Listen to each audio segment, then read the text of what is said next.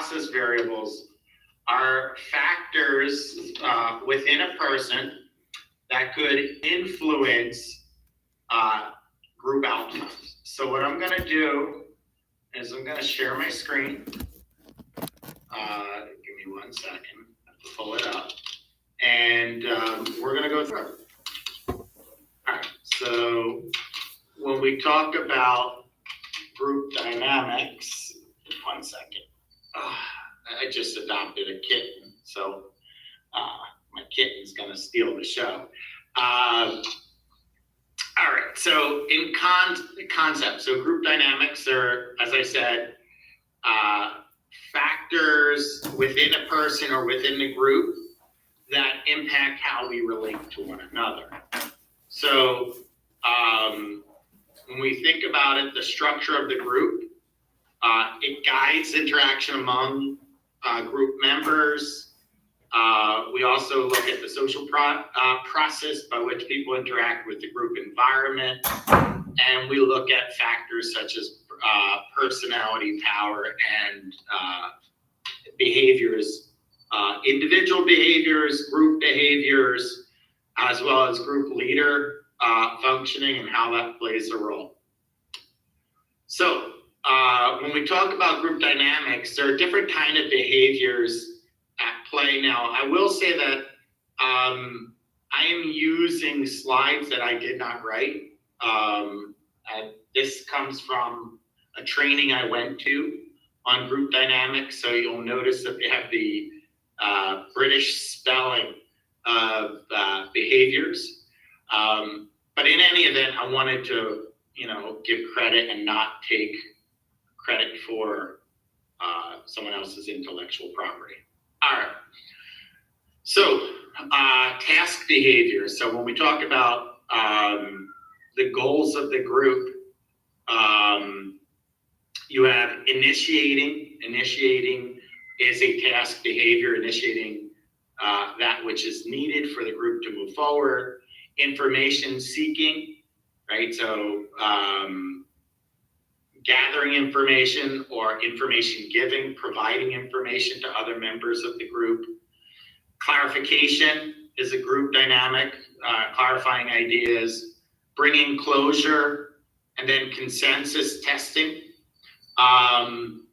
Consensus testing, I believe, in an exercise in the class group, we did an exercise on consensus testing just to see where we are with the topic.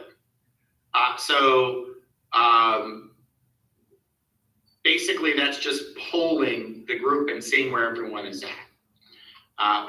We also have other behaviors such as maintenance behaviors, so keeping the status quo or keeping things going, right? So maintenance is maintaining the group cohesion. Could be encouraging as a factor that could promote group cohesion. Thinking about how to improve the group atmosphere, harmonizing, thinking about how to blend together, how to work together in a reasonable, peaceful way, compromising, right? So that's a biggie when we think about group dynamics. We don't all have to agree as a group, right? So, and there are different kinds of groups. There might be work groups, there might be group therapy, and task groups. We talked about this in, I guess it was the first lesson, but compromising is important when the group is of two minds, where some people think one thing and another group of people think a different way. So ultimately, you might go in the direction of the majority, but that doesn't mean that those who are in the minority lose their voice. They might have to compromise, but they also still should be validated insofar as their experience, even though it was not the prevailing position, they saw it right. And gatekeeping is deciding what goes and what goes through. The kind of conversation we have, these are gatekeeping activities. It's basically what you allow to continue, what you don't allow to continue. Sell online and grow your business with Wix e-commerce. Create a beautiful storefront for your brand by customizing product pages. So when we talk about the group task, there are a whole host of group tasks, and a person can assume one of these roles within a group, but they can also assume more than one role. So they can be an initiator, contributor. So in that context, they might start a dialogue off. We talked about gathering information seeking, information giving.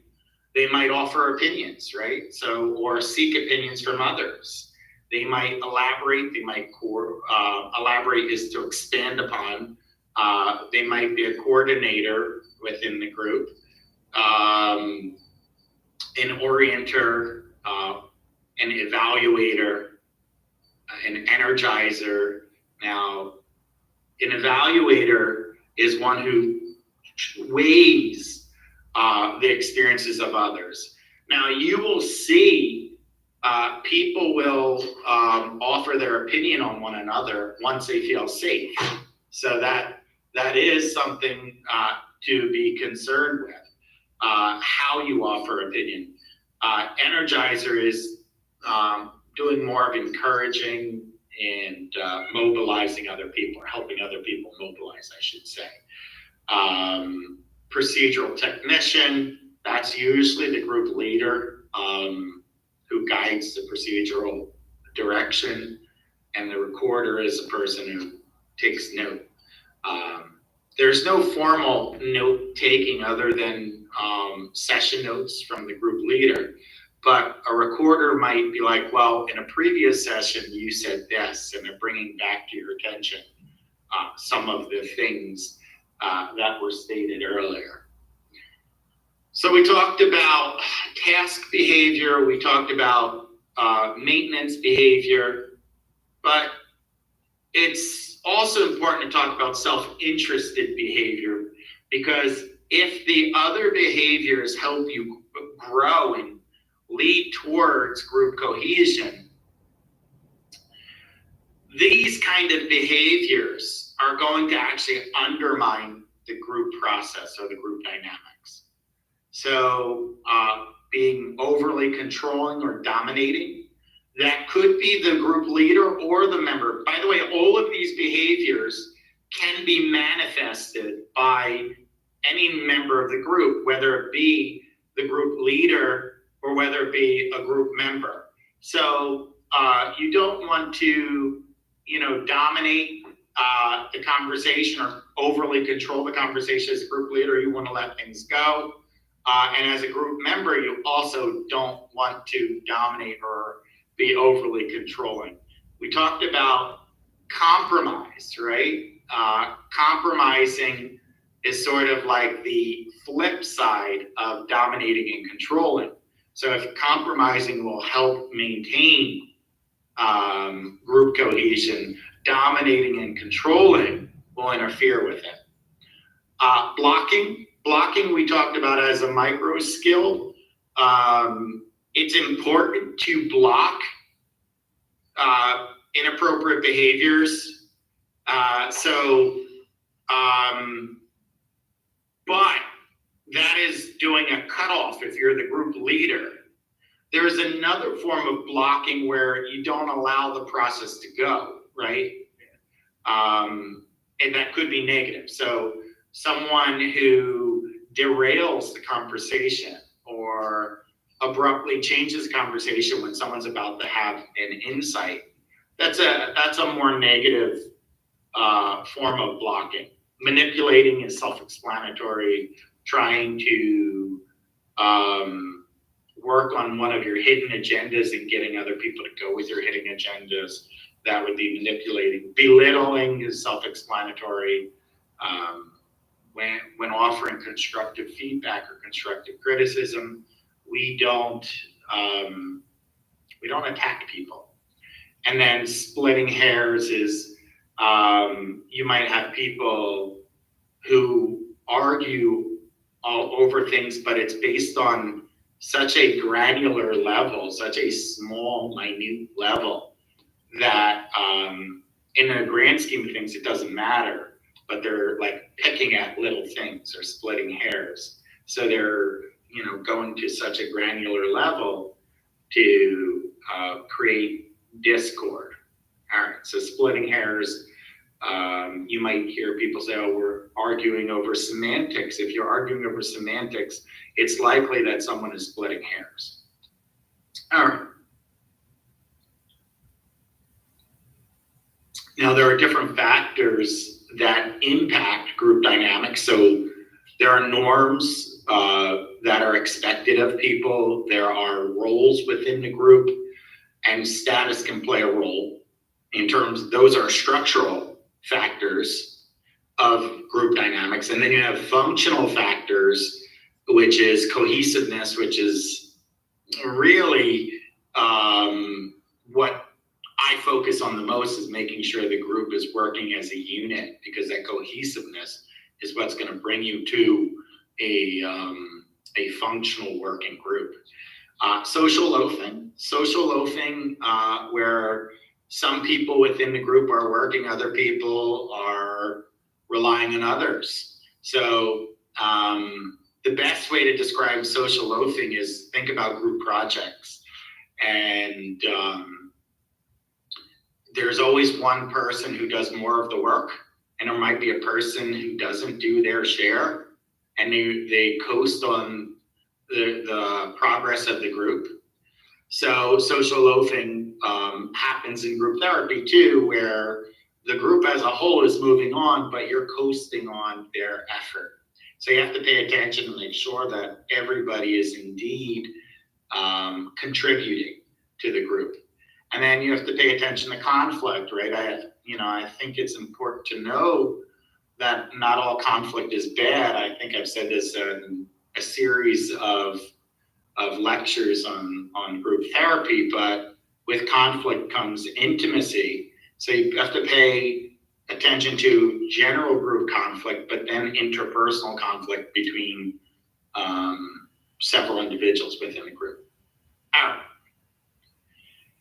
So those are the types of group dynamics. Now we have to talk about factors or exchange theory. Exchange theory comes really out of economics and economics theories about weighing the cost and the benefit. So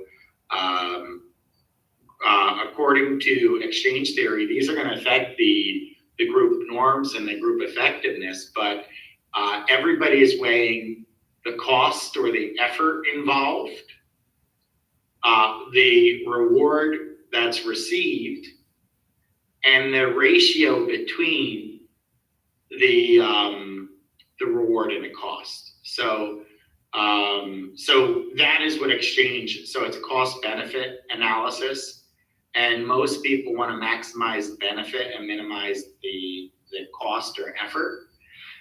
So in general, you have to pay attention to that, and how one determines their general approach is based on what society expects of them, their past experiences, based on cost, effort, reward, what they've seen, and alternative ways to get to that outcome, right? So all of these play a role.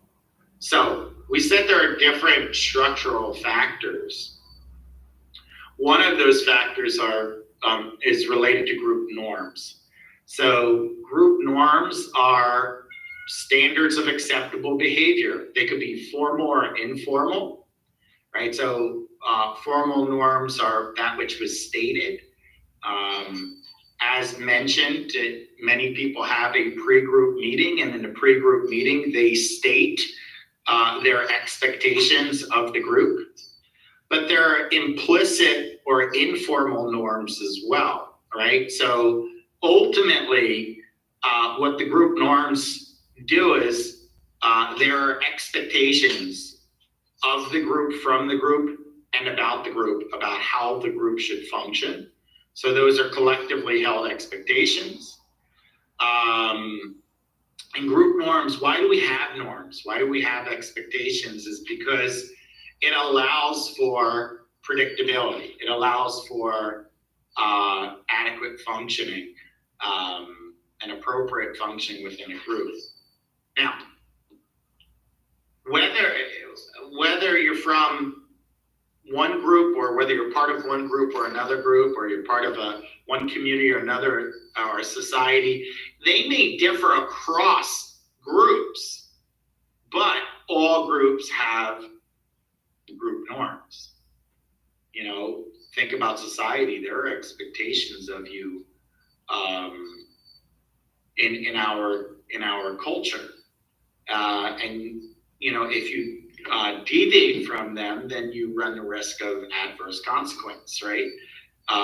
Doesn't mean that the norms in a Western or US society are better. They might differ, they're different, but if you go to another place, they have their own norms and expectations in society. And if you deviate from those, you run the risk of adverse consequence.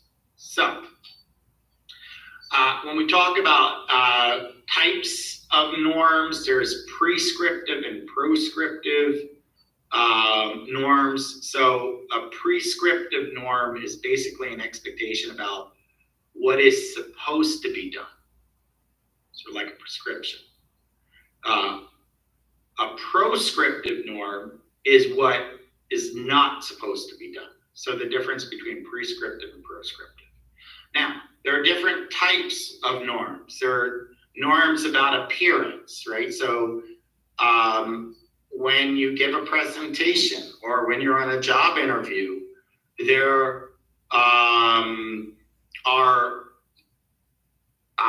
appearance norms. You have to dress in a suit, or, you know, dress the part. Performance norms are expectations related to what you say or what you do, and if you don't say, you know, how you handle not sharing within a group. And then allocation of resources and arrangement norms. So an allocation of resource would be if a group, you know, is working, you might clarify that, you know, you're not always going to be able to provide everyone with the same amount of attention, depending on the conversation. So, but across the span of the group, it will be more balanced. So you talk about resources within and across sessions, and then you have arrangement norms. So an arrangement norm is contingency or consequence of, you know, violating a norm. Embarrassment. We're doing a fit. Nope, going high. Oh, you got a real sweaty palm there, buddy. We've rescued nearly 600 million pounds of surplus fresh food, so it doesn't go to waste. So in terms of cohesiveness, is how attracted or bonded one is to another person, how motivated you are to stay within a group, right? So if there's group cohesion, you're going to be more connected to the group and want to stay within a group. Whether you share a common goal, whether you have common values, all of these factors are going to affect group cohesion. Now, so here is just a model of factors that impact group cohesion or cohesiveness and some of the consequences of it. So group size, and we talked about, you know, the magical number of 8 to 12 is roughly what groups are today. But the larger the group, it affects group cohesion, right? So that's going to result in diversity of opinions, which could be fine, and how you handle that's going to be fine. There might be competition for attention and resources, and differing views on group identity. And then you have issues with relative success, right? All of these impact group cohesion. Now, that group cohesion or cohesiveness is going to dictate how much a person participates, right? So think about group size. The larger the group, the level of participation goes down. The smaller the group and the more homogeneous the group is, right? The more likely you're going to have conformity, right? When you talk about group identity versus, individual identity and that competition, that's going to either increase or decrease the relative emphasis on group goals versus personal goals. And then, success and so forth. You get the idea. I just went down and showed how going across one-to-one could impact the group. All right. Now we talked about status. Now, if there's differences in status within a group, that is going to impact group cohesion or group cohesiveness. So ideally, no person should be given a position superior to the other. And in the groups that I run, I make it clear that I'm a participant observer, which means that for the time of the group, I'm not superior to anyone. I'm just another person within the group. Now, granted, there is an implicit difference because I am the group leader and they are paying me. But I want to reduce as much of the status difference as possible to make sure that we can work together and there's no threat there. Now, the more differences you have in status, the more you run the risk of having hierarchies within the group. And having classes or hierarchies within a group is going to result in greater conflict amongst group members. So, how do we improve group cohesion? Here are some factors that could improve group cohesion. Make smaller groups, right? So, make the group small enough that everyone can contribute and can't hide.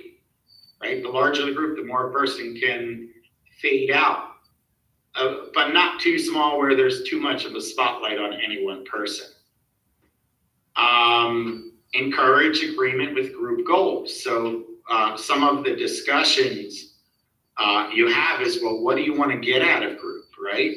So in group settings, it's important to discuss that so that the group knows the direction they're going to take, because without a clear goal amongst the group, you're going to flounder. You're going to struggle. Increasing the time members spend together is important, right? So the longer the group runs, the more people bond. In fact, when we talked about open groups that don't have a specific endpoint, people can stay for years, but you see them really bonded to one another. Increasing the status of the group as a whole, right, is going to be important.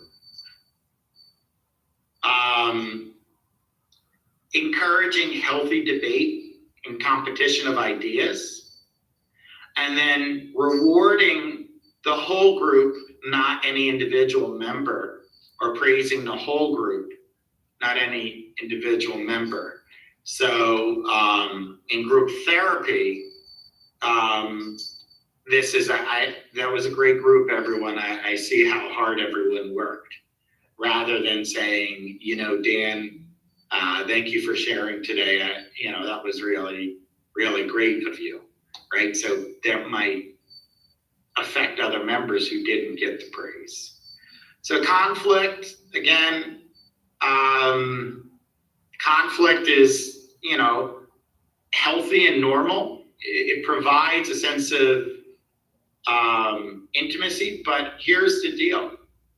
Conflict occurs more when there's not enough resources for everyone to get what they want. So there's going to be a battle for attention, a battle for approval, a battle for prevailing ideas, and so forth. So people will compete.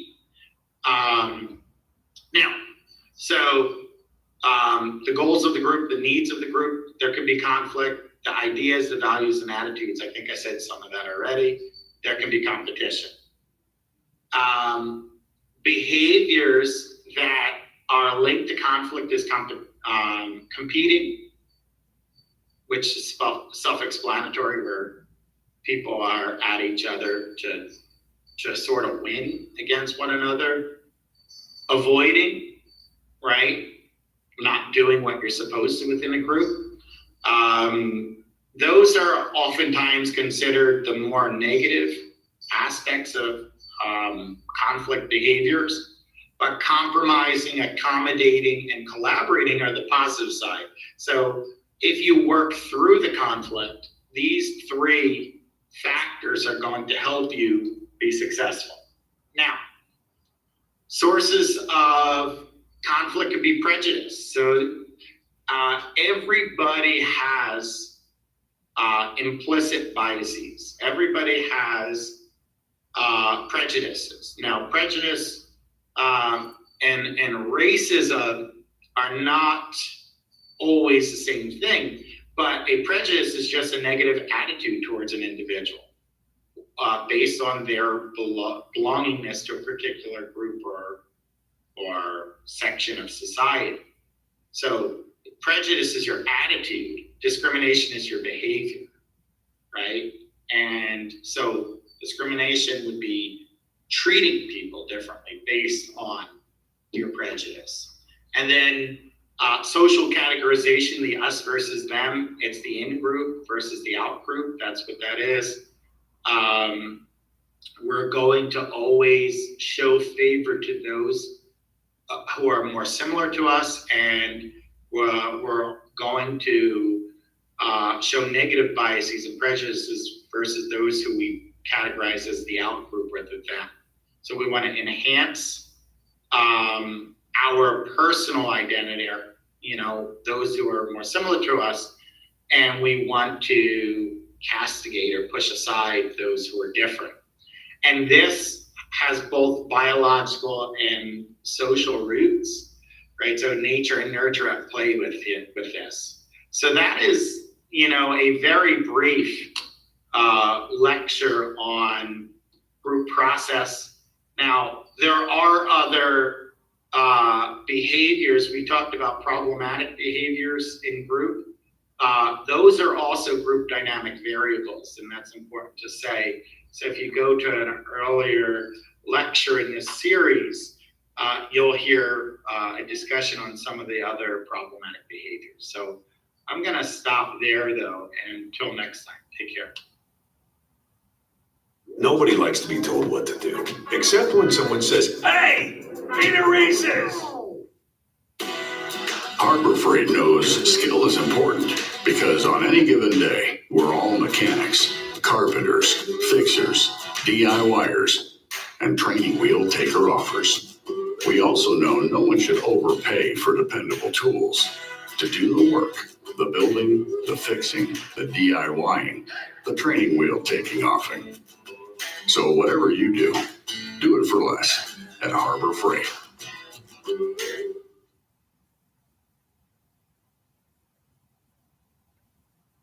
Okay, so we're going to continue with our group therapy series. And in today's lesson, I'm going to talk to you about the working stage of group. As you may recall, that there are 4 general stages of group. We talked about the initial stage. We talked about the transition stage. The most immediate video I did before this, we talked about group dynamics and factors that are at play. Now let's talk about the working stage, which is the third of the 4 stages. All right, so let's start with our learning objectives. So the first learning objective is to appreciate the dynamics associated with group process and development, demonstrate some leader interventions for exploring fear at various stages of group. We'll identify key characteristics of the group during the working stage. We'll distinguish the difference between a working group versus a non-working group. We'll identify ethical and cultural relevant strategies for designing and facilitating groups. And then we'll continue with a discussion of choices that are made during the working stage, therapeutic factors that are at play and how they impact group effectiveness.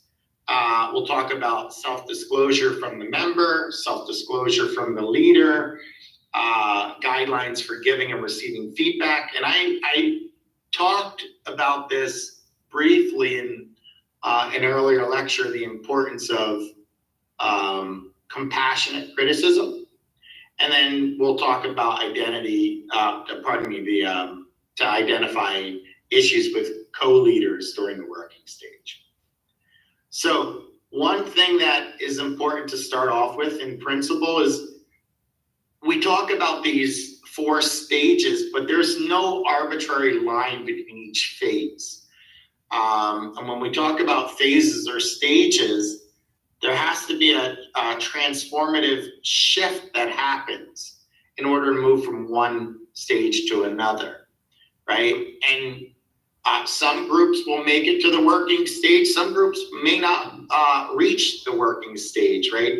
And the development of the group as a whole tends to ebb and flow, right? So it's dynamic, it's not static, it doesn't stay the same.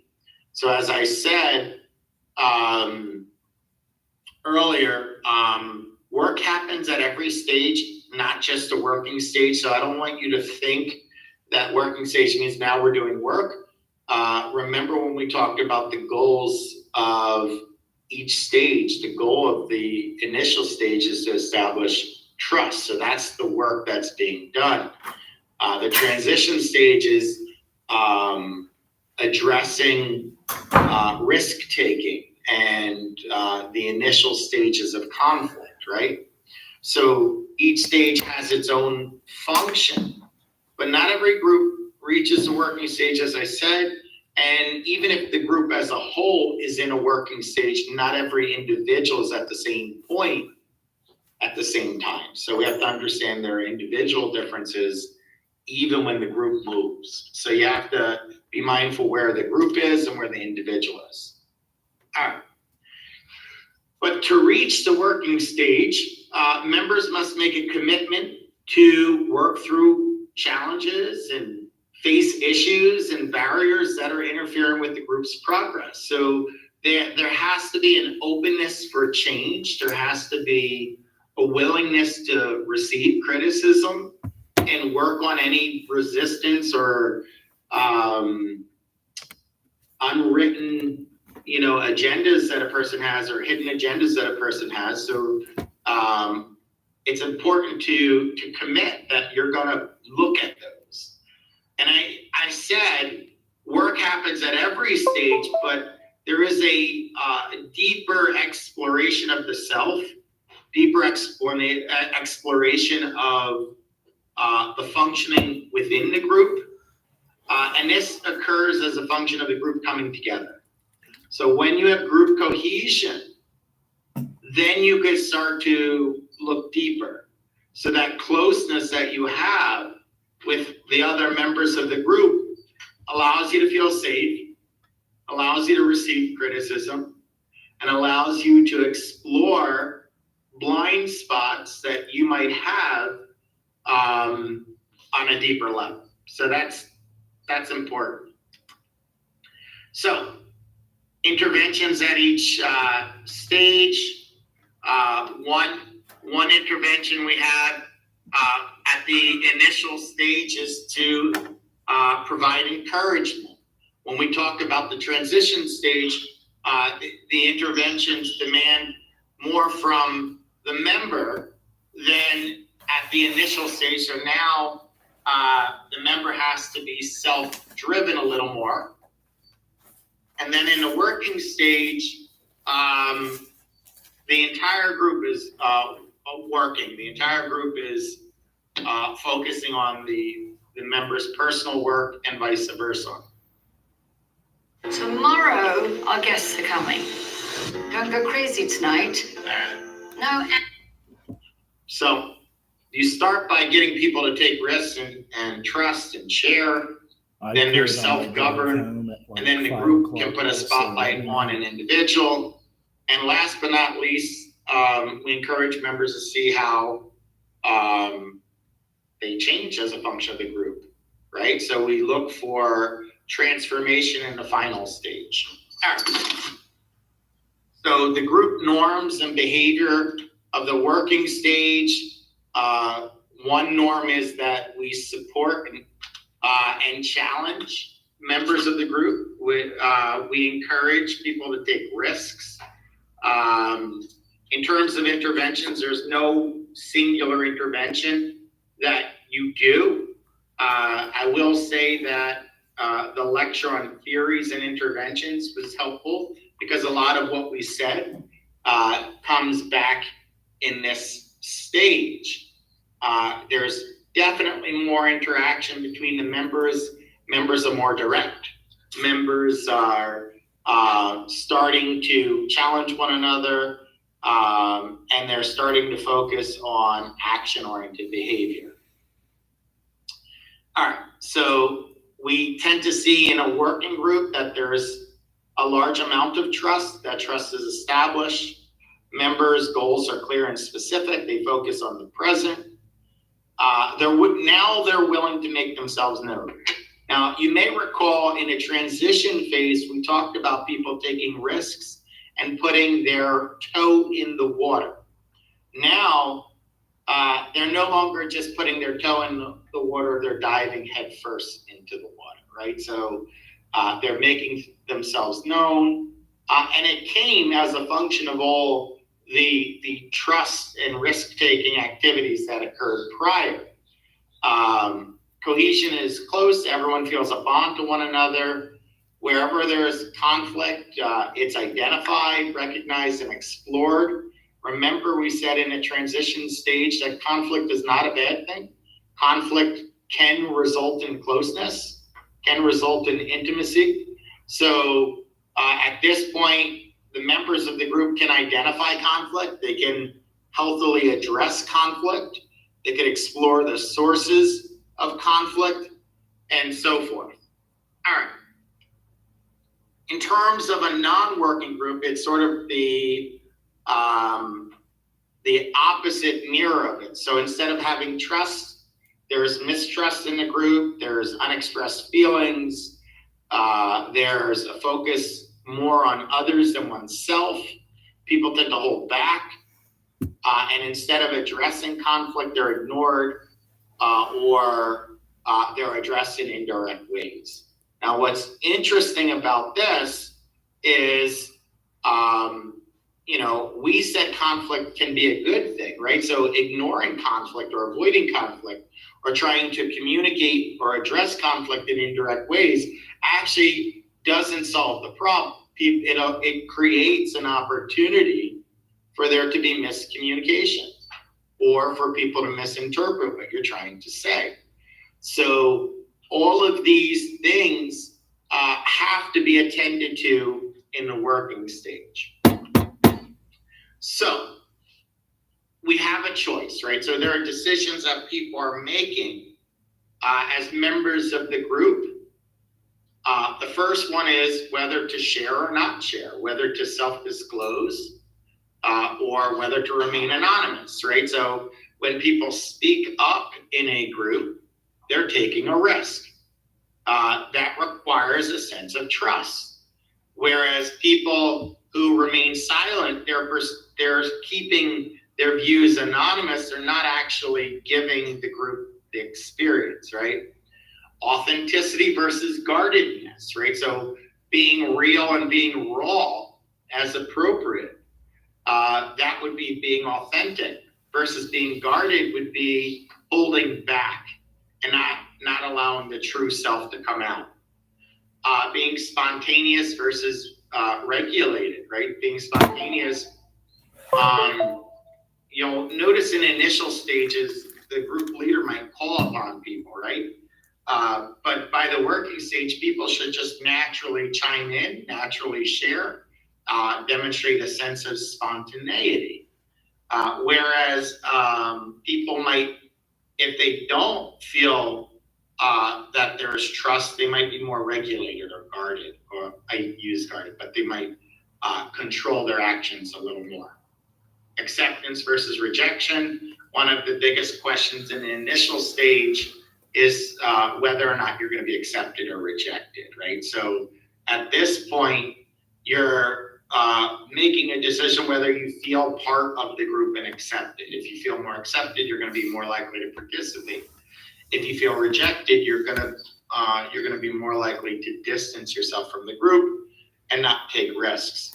Unity versus fragmentation. Unity or cohesion is absolutely essential for the working stage, right? Where versus fragmentation, where people are working on their own agenda versus the collective goals of the group, that would be more fragmentation. All right. So that is a lot of my updates on the working stage of the group. For your first assignment, you guys will be observing a group. And that's, because this is an in-person class, best if you do observe an in-person. Groups in general are best in person. That's just the working stage of groups in general. There are online options. I do give them to you. I think if you were able to get a local case managers group that's working with folks, it would be best. It's something that we would look at to learn how to run a group. So eventually we're going to observe a group. Second major assignment is leading the group. I know a lot of you are remote and it is an in-person class. So we'll likely have to do a Zoom room for your groups that you lead in a few weeks. Just want to get you on the books for that. And at this moment, that is all I have. I want to give you a chance to be able to observe one of your groups on the internet. If you do that, or in person, hopefully you have a lot of good behavioral health centers around you, and we can see what that looks like when you go to there. So have a good middle of the week. I'll see you all Tuesday and Thursday again. So have a good one and see you soon.